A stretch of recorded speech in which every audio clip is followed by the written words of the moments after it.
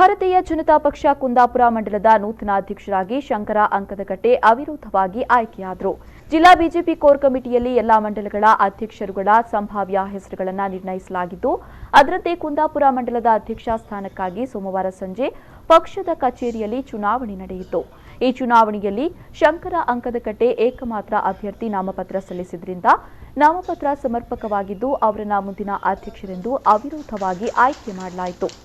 ಈ ಸಂದರ್ಭದಲ್ಲಿ ಶಾಸಕ ಹಾಲಾಡಿ ಶ್ರೀನಿವಾಸ ಶೆಟ್ಟಿ, ಕುಂದಾಪುರ ಮಂಡಲದ ನಿಕಟಪೂರ್ವ ಅಧ್ಯಕ್ಷರಾದ ಕಾಡೂರು ಸುರೇಶ್ ಶೆಟ್ಟಿ, ಜಿಲ್ಲಾ ಉಪಾಧ್ಯಕ್ಷರಾದ ಕಿರಣ್ ಕುಮಾರ್ ಕೊಡ್ಗಿ ಉಪಸ್ಥಿತರಿದ್ದರು. ಕಾಡೂರು ಸುರೇಶ್ ಶೆಟ್ಟಿ ನೂತನ ಅಧ್ಯಕ್ಷರ ಆಯ್ಕೆ ಪ್ರಕ್ರಿಯೆ ಬಗ್ಗೆ ವಿವರಿಸಿದರು. ಚುನಾವಣಾಧಿಕಾರಿಯಾಗಿ ಬಿಜಾಡಿ ಸುರೇಶ್ ಶೆಟ್ಟಿ, ಸಹ ಚುನಾವಣಾಧಿಕಾರಿಯಾಗಿ ದಿವಾಕರ್ ಕಡ್ಗಿ ಸಹಕರಿಸಿದರು. ನೂತನ ಅಧ್ಯಕ್ಷರಾಗಿ ಆಯ್ಕೆಯಾಗಿರುವ ಶಂಕರ್ ಅಂಕದಕಟ್ಟೆ ಈ ಮೊದಲು ಕುಂದಾಪುರ ಮಂಡಲದ ಪ್ರಧಾನ ಕಾರ್ಯದರ್ಶಿಯಾಗಿ ಸೇವೆಯನ್ನ ಸಲ್ಲಿಸುತ್ತಾ ಇದ್ದರು. ಪಕ್ಷದ ವಿವಿಧ ಜವಾಬ್ದಾರಿಗಳನ್ನು ಸಮರ್ಥವಾಗಿ ಅವರು ನಿಭಾಯಿಸಿದ್ದಾರೆ.